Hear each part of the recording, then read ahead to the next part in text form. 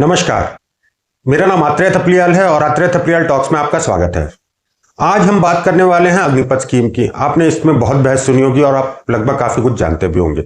मेरी कोशिश है कि मैं एक नया पॉइंट ऑफ व्यू इसमें लेके आऊं। तो आप तो सब जानते हैं कि ये एक 4 साल की स्कीम है जो आर्म फोर्सेस ने रोल आउट की है। उन्होंने कहा है कि हम स्पेसिफिक नंबर ऑफ अग्निवीर लेंगे, उसमें से 25% को अब्जॉर्ब कर लेंगे और 75% को 4 साल बाद एक स्पेसिफिक अमाउंट देकर उन्हें रिलीज कर देंगे। अब इसमें बहुत बहस चली। ठीक है, एक मुद्दा आगे आया कि भाई अब उनको जैसे एक अग्निवीर के वीर गति को प्राप्त हो गया तो उसमें आया कि कंपनसेशन नहीं मिलता है। बाद में पता चला कि 1.5 करोड़ रुपए कंपनसेशन मिल रहा है, जिसमें से लगभग 1 करोड़ मिल चुका है और बाकी का अमाउंट भी फर्दर प्रोसीजर के साथ मिल जाएगा। लेकिन मैं वैसे बीइंग रूड, मतलब रूड लगेगा आपको एक सुन के, लेकिन सच है कि एक आदमी खत्म तो उसकी कहानी खत्म। अब हम उसका कुछ नहीं कर सकते। हाँ, जो बेस्ट किया जा सकता है वो वापस नहीं आएगा, लेकिन जिस काम के लिए उसने जिस पर्पस की वजह से उसने काम शुरू किया था कि उसके भाई बहनों की पढ़ाई लिखाई, उसके बूढ़े माँ बाप की देखभाल, ये हो जाएगा। लेकिन मैं जरा एक दूसरे एस्पेक्ट पे इस पे देखना चाहता हूं जो मुझे लगता है काफी इंपॉर्टेंट है। वो है physical disability. In case of physical disability वो इंसान एक लाइफ लॉन्ग लायबिलिटी है फैमिली और नियर डियर वंस के लिए।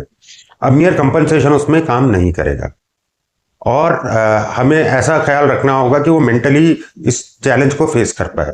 रेगुलर डिफेंस फोर्सेस में जब ऐसा होता है तो उनके पास काफी अच्छा इंफ्रास्ट्रक्चर है जिसमें वो अपने साथियों को सपोर्ट करते हैं, मोटिवेट करते हैं और इन लोगों ने आगे जाके बहुत कुछ किया। अभी हम पैरा ओलंपिक्स में देख लेंगे तो कुछ लोग एक्स फोर्सेस के भी हैं जिन्होंने मेडल जीते हैं। तो ये तो एक बात हो गई। होपफुली सरकार इस चीज का ध्यान रखेगी। दूसरा जो मुझे लगता है री स्किलिंग का और री एम्प्लॉयमेंट का। अब देखिए, वैसे तो ये इस तरह की स्कीम दुनिया भर में चलती हैं, लेकिन शायद हमारी सोसाइटी और वो सोसाइटी काफी अलग है। वहां पे 18 साल में बच्चे घर से बाहर नहीं जाते, ना ही बुढ़ापे में माँ बाप अलग रहते हैं। यहाँ एक फैमिली सिस्टम है, तो हमें अपने सॉल्यूशंस भी अपने हिसाब से ही सोचने होंगे। तो जैसे मैं सोचता हूं कि हाँ, ये यंग लोग हैं 21 से 25 साल के बीच के, और हमें इनको अलग तरीके से देखना होगा। हमें ये नहीं देखना होगा कि ये 4 साल हो गए इन्हें फौज में निकाल दिया। हमें इस तरह से देखना होगा कि इनको 4 साल आर्म फोर्सेस ने ट्रेन किया है और इनमें इतनी अच्छी लाइफ स्किल्स आ गई हैं, जैसे discipline, perseverance, hard work, positive outlook towards the world. ये ऐसी लाइफ स्किल्स हैं जो किसी भी आदमी को जिंदगी में सफल बना देगी। हाँ, इनको थोड़ा सा सपोर्ट चाहिए होगा। जिन चीजों की मैं बात करता हूं, जैसे मैं एक चीज कहता हूं, जैसे इंडिया जैसे कंडीशन में हमें ग्रेजुएट होना बहुत जरूरी है। बिना ग्रेजुएशन के कोई पूछता नहीं। दूसरा, क्योंकि इन्होंने 4 साल फौज में निकाल दिए, ये कई एग्जाम्स के लिए एज लिमिट पार कर चुके होंगे, तो इनको एज रिलैक्सेशन देखना होगा। प्लस क्योंकि अब ये 4 साल फौज में रहे हैं तो इनके रीएम्प्लॉयमेंट के लिए सरकार को इनकी पढ़ाई में सब्सिडाइज करनी होगी इनकी पढ़ाई। और चौथी जो चीज है वो बाद में बताऊंगा क्योंकि वो सबसे इंपॉर्टेंट चीज है।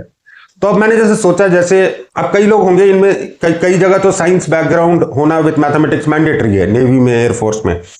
तो अब वैसे भी इंडिया में जो ज्यादातर जो ये अग्निवीर होंगे इन्होंने अपनी 12वीं पास की होगी और वैसे भी इनको फौज एक जनरल 12th पास सर्टिफिकेट दे देगी। लेकिन ये लोग सारे क्या बोलते हैं 12वीं पास होंगे। अब देखते हैं ये फिर आर्म फोर्सेस में क्यों आते हैं। देखिए, इंडिया में 16, 17, 18 साल में इससे अच्छी एम्प्लॉयमेंट अपॉर्चुनिटी और कोई है नहीं। आप और रिस्पेक्टेबल, सबसे ज्यादा रिस्पेक्टेबल, आप 17 साल में 12वीं पास, 10वीं पास जो भी हो, आप फौज में जाइए, आपको एक सिक्योर सेफ कैरियर मिल जाता है। तो ये बेसिक रीजन होता है कि जो हमारे रूरल एरियाज में या जो इकोनॉमिक और सोशली बैकवर्ड एरियाज है वहां से लोग बच्चे ये एक ऑनरेबल करियर चुनते हैं। अब ये हो गया कि ठीक है, इसलिए फौज में गए, लेकिन 4 साल बाद बाहर आ गए। अब हमें देखना है कि इनको रीस्किल और रीएम्प्लॉय कैसे करें। तो पहले जैसे का, अब जिनको अगर कई साइंस बैकग्राउंड हैं, कोई इंजीनियरिंग देना चाहता है तो करें इंजीनियरिंग। अगर वैसे मेरे ख्याल से मेडिकल बैकग्राउंड से बहुत कम होते होंगे, लेकिन कोई मेडिकल बैकग्राउंड से है तो वो बीएससी नर्सिंग, इवन एमबीबीएस के लिए कोशिश कर सकता है अगर उसे लगता है कि उसमें इतनी काबिलियत है। बाकी सरकार सपोर्ट कर देगी। फिर लॉ में जा सकते हैं, पायलट बन सकते हैं, कई ऑप्शंस हैं जो उनके लिए खुल जाते हैं। लेकिन हाँ, एक जनरल, आप कोई एकेडमिक्स में जाना चाहता है वो बीए बीएससी बीकॉम कर ले, लेकिन मेरे हिसाब से एकेडमिक्स में तभी जाना एडवाइजेबल होता है जब कोई बहुत अच्छे से फोकस करना चाहे एकेडमिक्स में। ऐसे ही ग्रेजुएट होने का कोई फायदा नहीं है। तो अगर ऐसे ही ग्रेजुएट होना है तो मुझे लगता है कि सरकार को एक सिंगल टाइम एग्जाम निकालना चाहिए जिसमें कि simple subjects, mathematics, science, social science, language comprehension, logical reasoning, quantitative ability और एक जनरल नॉलेज का पेपर रख दिया जाए जिसपे वो पास करें और उन्हें एक जनरल ग्रेजुएट बना दिया जाए कि बस आप ग्रेजुएट हो। इसके बाद ये होगा कि वो कई प्रोफेशनल कोर्सेज के लिए एलिजिबल हो जाएंगे। वो एमबीए कर सकते हैं, वो लॉ कर सकते हैं, वो यूपीएससी की तैयारी कर सकते हैं। अब आपको लग रहा होगा कि ये यूपीएससी की तैयारी करते हैं, इसी में मेरा चौथा जो मैंने कहा था सजेशन वो काम आएगा। अब सरकार को क्या करना हो, क्योंकि इन्होंने 4 साल फौज में दिए हैं और ये ऐसे बैकग्राउंड से हैं नहीं जहां कि ये बाकी सबसे compete कर पाए, तो ये एक इंसेंटिव की तरह होना चाहिए अग्निपथ स्कीम में आने का। तो सरकार क्या करे, इनको बोले ठीक है आप एग्जाम लिखिए, आप इस तरह से ग्रेजुएट हो गए, अब आप एग्जाम लिखिए, हम आपको ग्रेस मार्क्स देंगे।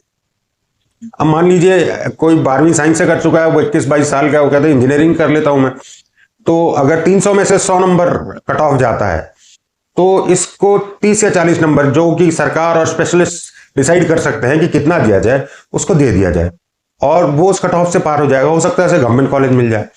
अब अगर उसे गवर्नमेंट कॉलेज मिल जाए तो वही चीज काम में आती है कि सरकार सब्सिडाइज कर दे, इसकी फीस सरकार देने लगे और वो एग्जाम तभी दे पाएगा जब उसको एज रिलैक्सेशन मिलेगा।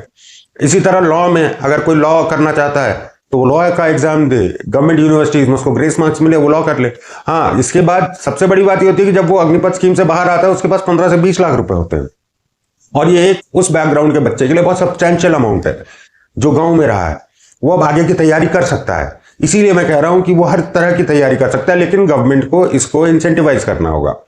अब वो यूपीएससी की क्यों ना करे, पीएससी की, पीसीएस की क्यों ना करे, कहीं पीएसयूज में नौकरी। हम क्यों सोचते हैं कि एक अग्निवीर है तो वो सिक्योरिटी गार्ड ही बनेगा, सिक्योरिटी की लाइन में ही रहेगा, वो क्यों ना आर्मी अफसर बने अगर उसको एज रिलैक्सेशन मिल जाए, वो पैरामिलिट्री में सोल्जर ही क्यों जाए, वो सब इंस्पेक्टर या असिस्टेंट कमांडेंट क्यों ना बने। तो हमें सोच बदलनी होगी, हमें अपनी सोच बदलनी होगी, सरकार को इंसेंटिवाइज करना होगा ताकि उनका करियर उन्हें लगे कि अग्निपथ के बाद आगे जा सकता है। अब जो इसमें से कई लोग जो एयरफोर्स और नेवी में रहे वो तो आने वाले क्या बोलते हैं हमारा एविएशन और शिपिंग जो इंडस्ट्रीज हैं वो बहुत आगे जा रही हैं, उसमें वो जा सकते हैं, कोर्सेज उनके लिए इंट्रोड्यूस किए जा सकते हैं छोटे मोटे। उसी तरह प्राइवेट सेक्टर भी इतने टैलेंटेड लोगों को जिनको सरकारी खर्चे पे ये लाइफ स्किल्स दी गई हैं, उनको इनके जनरल ग्रेजुएशन के नंबर्स पे हायर कर सकता है। जितने भी एमबीए के या कई और कॉम्पिटिटिव एग्जाम्स हैं वो जनरल यही नॉलेज टेस्ट करते हैं, कोई हिस्ट्री के बारे में डीप नहीं पूछता, कोई मैथमेटिक्स के बारे में डीप नहीं पूछता। तो हमें इस तरह से और इसी वजह से प्राइवेट सेक्टर ही ना हायर कर सकता है। और मैं बेसिकली जो बात कर रहा हूं ये आप सोचते होंगे कि अभी ये निकले हैं ये इतने नहीं, मैं आज की बात नहीं कर रहा, आज से आगे 10 साल की बात कर रहा हूं। अगर आप देखेंगे तो अगर ऐसे इंसेंटिवाइज होने लगे तो कई जो वीकर सेक्शंस, इकोनॉमिकली और फाइनेंशियली बैकवर्ड सेक्शंस के जो बच्चे हैं उनको ये स्ट्रीम लगेगी कि जहां से वो जाके थोड़ा पैसा भी कमा लें और अपने ड्रीम्स को भी फुलफिल कर सके। अगर एक बच्चा एक गांव में बैठा उसे लगता है कि यार मैं आईएएस निकाल सकता हूं लेकिन मेरे पास इतना पैसा नहीं है और मेरी स्किल्स थोड़ी कम है जो मुझे होन करनी होगी, तो वो आएगा, कोशिश करेगा अग्निपथ में जाने की, वो मेहनत करेगा 4 साल, फौज छोड़ देगा और फिर उसे ग्रेस मार्क्स मिल रहे हैं, वो आगे जाके आईएएस की तैयारी करे, चांसेस बहुत हैं कि उससे मिल जाए। तो ये एक हमारी सोसाइटी के हिसाब से एक पॉजिटिव स्टेप होगा। तो मेरी आशा है कि सरकार इसे सुने और इसको इंप्लीमेंट करें। बाकी आप लाइक, शेयर और सब्सक्राइब जरूर करें। मेरा अगला वीडियो कास्ट और कास्ट रिजर्वेशन पॉलिटिक्स पे होगा, जरूर देखिएगा। धन्यवाद।